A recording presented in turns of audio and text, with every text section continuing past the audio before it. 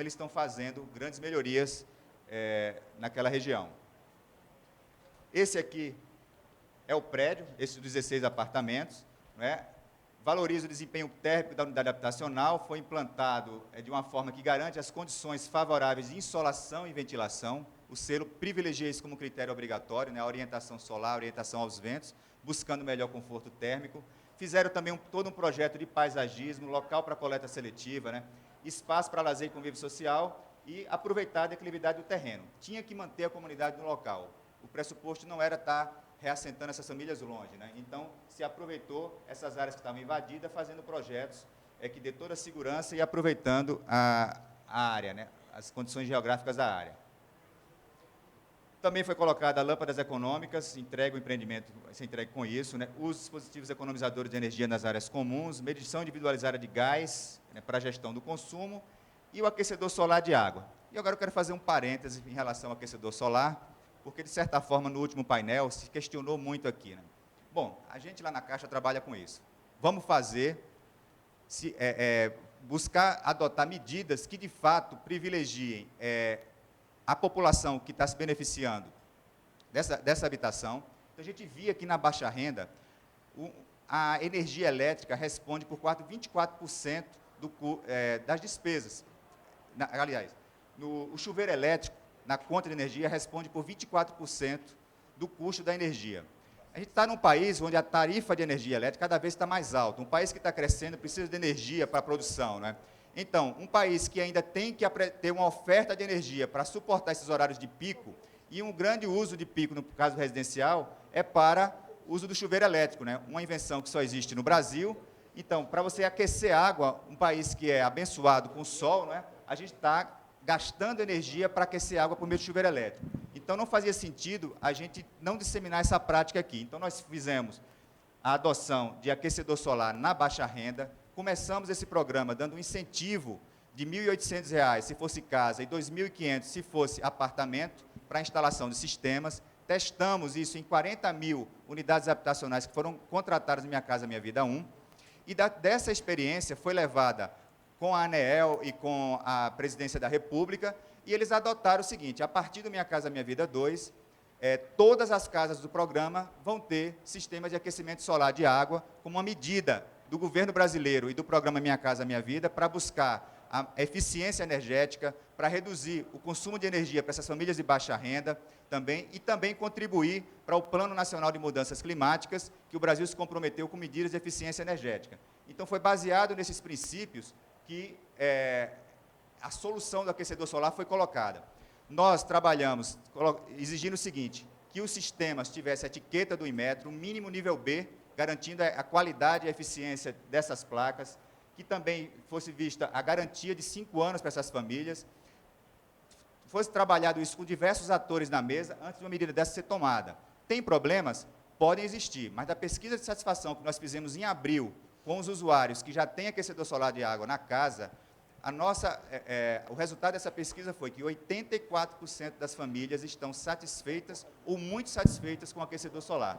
11% insatisfeita, que está naqueles números que foram pessoas que falaram, que não sabem usar, e 5% indiferente. Esse foi o resultado de quem tem aquecedor solar hoje.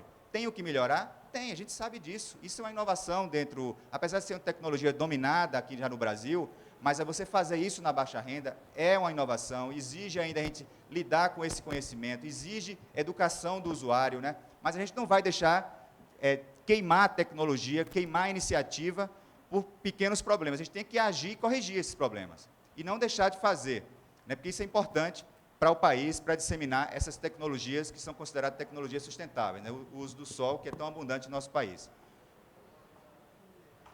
Bom, esse projeto também fez todo o trabalho de coordenação modular, a qualidade dos componentes também que foi utilizado, gestão de resíduos de construção, utilizou um sistema construtivo que utiliza componentes pré-fabricados, formas e escoras reutilizáveis, com esse propósito de reduzir o volume de resíduos e o consumo de material de construção. Esse é um projeto lá do Rio de Janeiro ainda, gente. Medição individualizada de água, utilização de bacia sanitária lá com duplo acionamento, né, 3 e 6 litros, arejadores nas torneiras com regulador de vazão. Fizeram também um sistema de reaproveitamento de águas pluviais, né? São medidas que podem reduzir até 30% do consumo de água lá no edifício. E, por último, todo um trabalho de educação também dos trabalhadores, como eu já falei, uma educação ambiental dos empregados, ações educativas com os moradores do edifício, toda um guia de como usar, de manter esses benefícios dessa construção considerada sustentável. E instalado também lá ecoponto para coleta seletiva, tanto dos resíduos da obra e depois para que os moradores continuem desenvolvendo a coleta seletiva dentro lá do conjunto habitacional, lá da comunidade. Isso aqui é a placa, onde eles destacaram, aqui a construtora dimensional, né? Eles destacaram aqui, só uma foto que a gente tirou semana passada, lá na Rio Mais 20, o que é que esse projeto tem, colocaram lá o selo. Então, a Prefeitura do Rio se empenhou nisso, e para a gente, o bom disso, que para nós, não é ficar dando selo. Nosso objetivo como banco não é esse, ficar ofertando selo. A gente não cobra por isso, é apenas uma taxa de 300 e poucos reais, está incorporado no nosso processo. O que a gente quer é esse, é de estar disseminando essa prática. O que a Prefeitura disse é o seguinte: nossos profissionais da Secretaria de Habitação que se envolveram com isso, eles têm agora o novo paradigma do que é um projeto. E para a gente é esse que é o propósito, né? Então, quem trabalhou com isso aqui, nunca mais vai imaginar que isso não é possível, porque eles viram que é possível, e a gente está pensando aqui como melhorar a qualidade dos empreendimentos, a forma de produzir habitação na baixa renda. Com isso, a gente considera que a gente atingiu o nosso propósito, né? Bom, além desse, tem o Bonelli, que eu falei, que atendeu 32 critérios, foi o primeiro que recebeu o selo, lá da construtora Roga, lá em Blumenau, Santa Catarina, o prédio também está em construção. E esse que nós entregamos hoje, 30 apartamentos aqui no Minha Casa Minha Vida, aqui da Precon, recebeu o selo prata, porque atendeu 29 critérios, né, os 19 obrigatórios, mais 10. Se tivesse atendido mais 3, eles conseguiam o ouro. Não trabalharam um pouquinho mais, mas já é louvável essa iniciativa, né? E, atendendo a pedidos, a gente achou o seguinte: em 2010 vamos lançar o selo e vamos apostar que o setor estava engajado. A gente vê todos os ENICs, essa agenda da sustentabilidade faz parte já do setor da construção civil, mas muitos pediam: qual é o incentivo financeiro que vocês vão dar para quem está fazendo um projeto diferente do outro? Então a gente se esforça, e a Caixa, atendendo a pedidos, reduziu as taxas para projetos que tenham o selo. Mas não foi o bronze. A partir do prata em diante, a gente dá o desconto aí. Então, veja aqui, no apoio à produção com recursos do SBPE, a taxa normal de R$ 9,92. Se o empreendimento tiver o selo Casa Azul nível prata ou ouro, a taxa fica R$ 8,80. No financiamento à produção também, né, micro e pequena empresa residencial aí no SBPE, a taxa normal. E para empreendimentos com selo Casa Azul nível prata ou ouro, cai para R$ 9,30.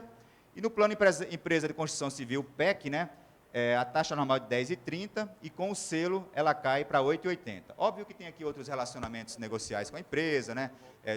Cobrança bancária, algumas outras coisas que junto, mas a menor taxa que tem é se o empreendimento tiver o selo. Então, com isso, a gente está, quem é de construtor aqui, ou quem é técnico de outros órgãos, a gente está dando mais um incentivo para reconhecer aquelas práticas que produzam esse empreendimento que a sociedade do século XXI, com o consumidor dessa sociedade da informação, vai estar exigindo a partir de então, né? Uma habitação que busque um consumo mais consciente e sustentável dos recursos naturais, que encarece o uso, né? Você viu na pesquisa que o professor colocou, redução de água, de energia e de condomínio. Então, medidas como essa, de fato, propiciam a redução desses consumos, e uma habitação que observe o local onde vai ser instalada, a zona bioclimática, que considere outros aspectos também que favorecem o que a gente chama de qualidade do morar, não é? Que é esse o propósito, quando a gente reúne aqui esses indicadores de boas práticas.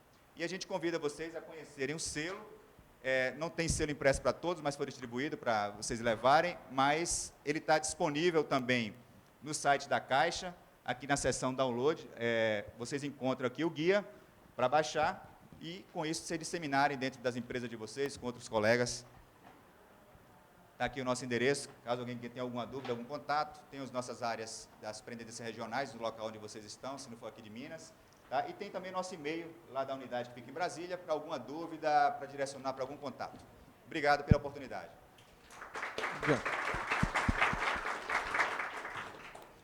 Jean, valeu a apresentação.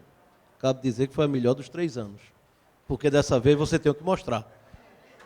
Quando o Jean chegou em 2010 com esse livrinho e dizendo não vou pagar nada por isso, eu digo, pode pegar seu livrinho e lançar em outra editora. Aqui não vai dar. a coisa vai ter que funcionar. Então, eu gostei do atendendo a pedidos. Realmente ficou interessante. Como não cobro nada, só R$ 300 para começar a brincadeira.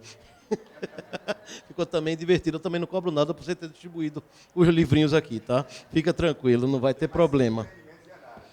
E a questão que você pontuou mais, que aí eu acho que é um pouco mais séria, do aquecedor, você justifica, e eu aceito, obviamente, essa justificativa. Eu sei que nada em governo, e ficou bem claro isso durante o dia que a gente discutiu aqui a tarde toda, é de graça e cai de paraquedas sem uma análise profunda de vários atores envolvidos.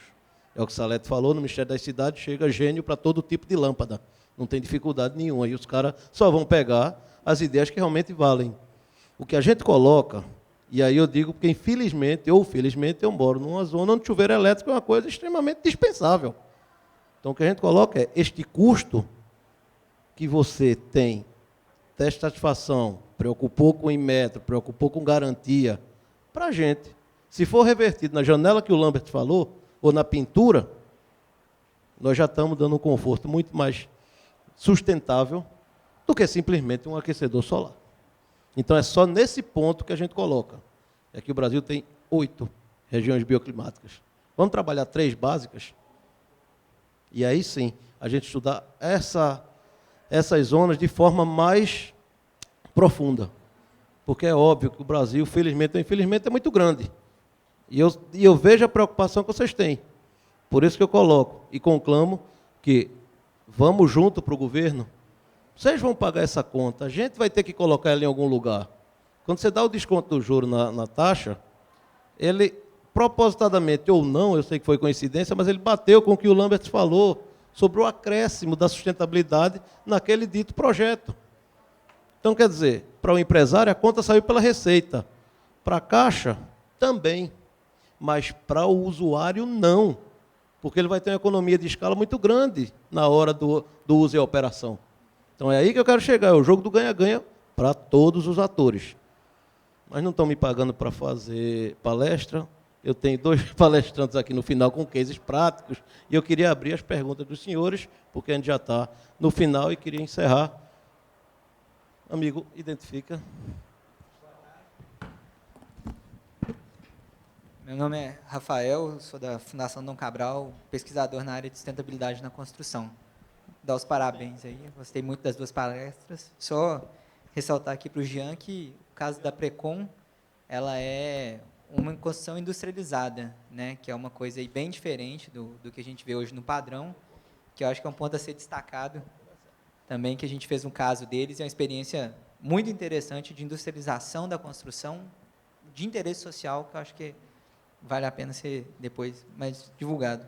Queria perguntar para o Antônio sobre a questão da conurbação e de desenvolvimento metropolitano. O senhor tem exemplos nessa área de desenvolvimento metropolitano, integração de cidades, pensando em sustentabilidade, junção de prefeituras para trabalhar isso, alguma coisa feita de forma integrada? Antônio, vai alguém fazer mais alguma pergunta? Então, pronto, responder essa para a gente já encerrar. Ótimo. Até porque é fácil, não existe. Então, é uma pergunta...